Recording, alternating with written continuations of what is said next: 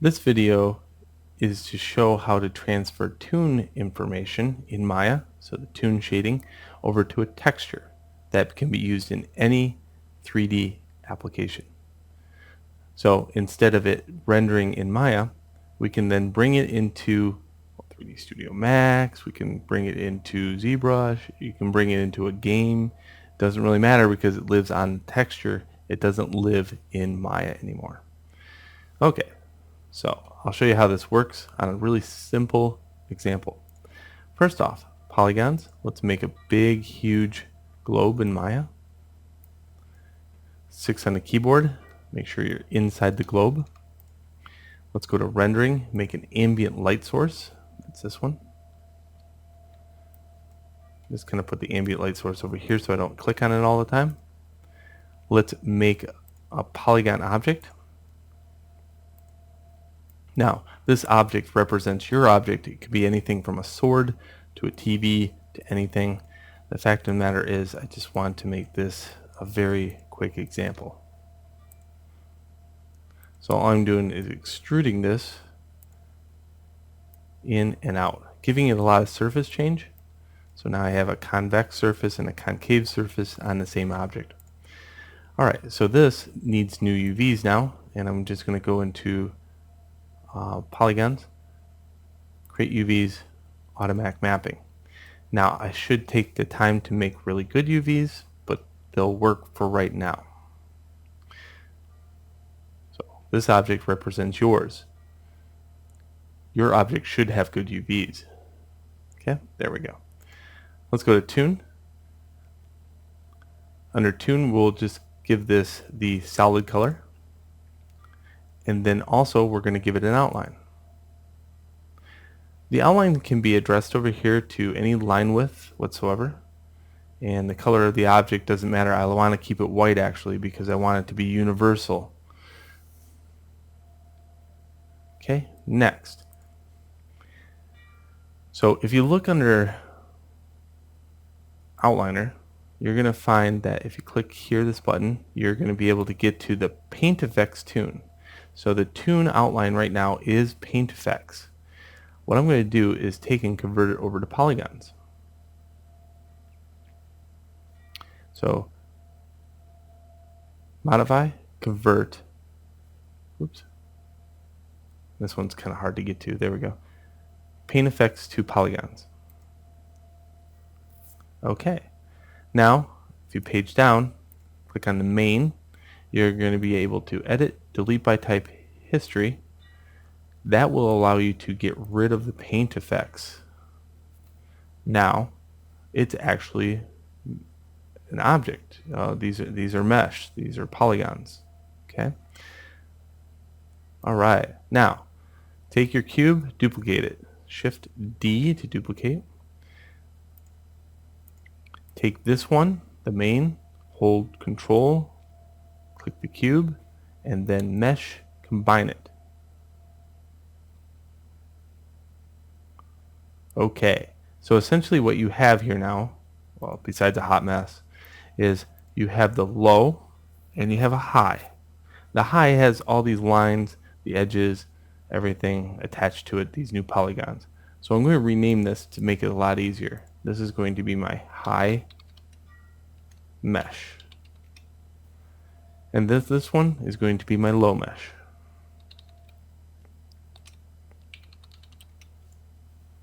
Okay, still with me? Alright, now let's get rid of this junk. So we'll grab both of these and go Edit, Delete by Type, History.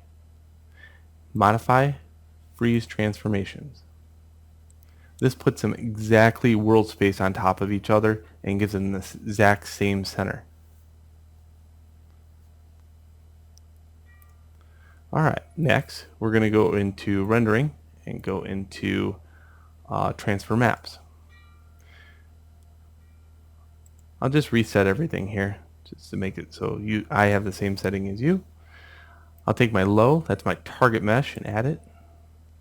I'll grab my high, that's going to be my source mesh, and add it. What I want to do is copy the diffuse. This would be a good time to set a project. So set project. I make a folder on my desktop. It's called Unit 5. I set it. I don't like DTS. It gives me a headache. I guess I could use it right now. I'm just going to leave it. And what else? Oh, Maya Common Output. I just want to make a basic example, so I'm just going to make this really fast 1024. This would have to match whatever texture that you're planning later on down the road.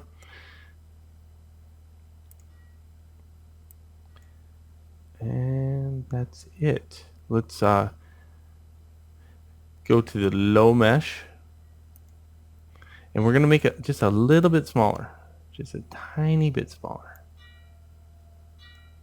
just like that. And then we're going to display this envelope, and we're going to make the envelope just a little bit bigger so it encompasses everything. It should all be red, just like that. If you see any black, that's bad. So just kind of zoom around it and see how that works. 7 seems a little high, so what I'm going to do is numerically change this until I'm happy. 5 works better. If you get this too high, it will make it so it's not directly on top of the edges. So you want to try to keep this as low as possible. And 5 seems to be the lowest.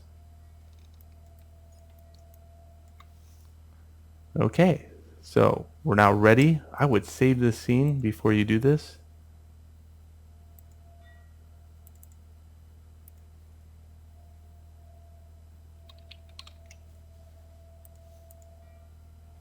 And bake it out.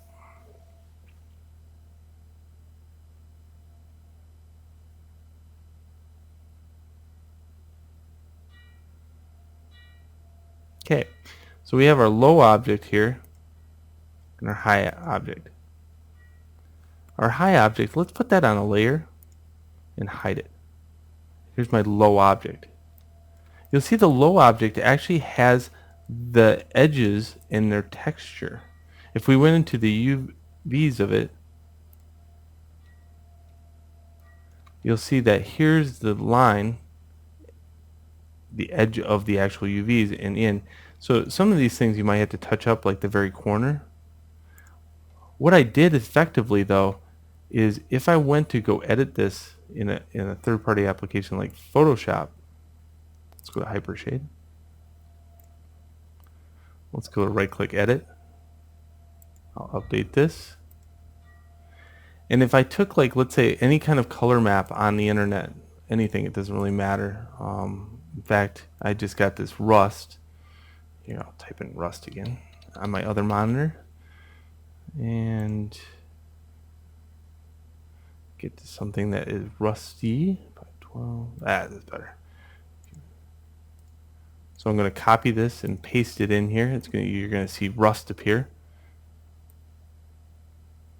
This is a really big rust texture, so I'm just going to reduce it down just a little bit. It's going to be way out of scale, just warning you. I'm not taking too much time here with the... I will eliminate the seam.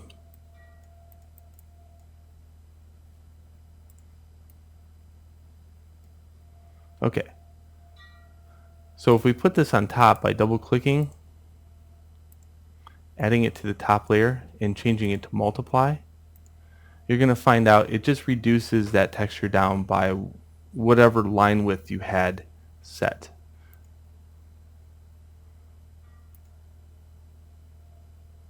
So I'm just going to save this.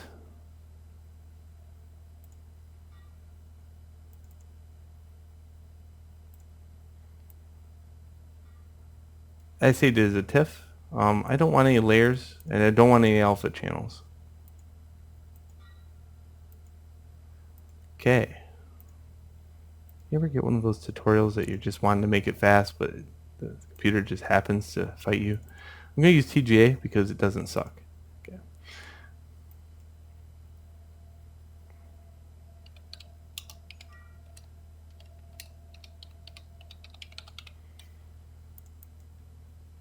.32-bit. All right. Now let's look at that in Maya. what did I just do? Well, I used that new outline. I call it the outline map. Patent pending. On a texture. And now the texture can be applied to the mesh by first making it a material. Middle mouse button, click it, drag it to the new material as default. And middle mouse button, click and drag it to the outline.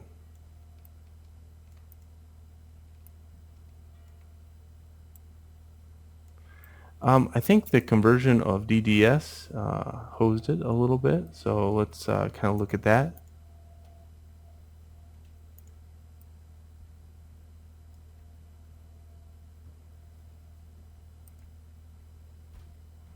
Effectively, it's spun it around, I want to say.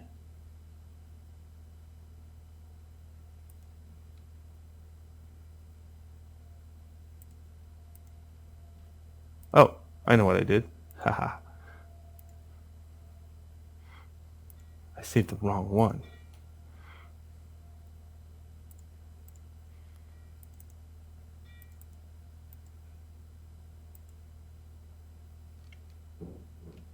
And I think I brought in the wrong one too.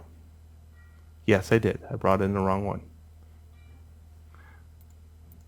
Here's my Targa one. Yeah, that's better. Middle mouse button, click and drag it to default. And there we go. Isn't that awesome? So it's toon shaded real time. I can bring this into, like, let's say any game engine, any render whatsoever. Look, there's no shadows at all. So effectively, that means I can take and add ambient occlusion all day long to it, other things to it. If I went to viewport 2.0, I can preview ambient occlusion if I wanted to. But it's a very super powerful thing what I just did there. Real-time toon shading. Patent pending. Enjoy.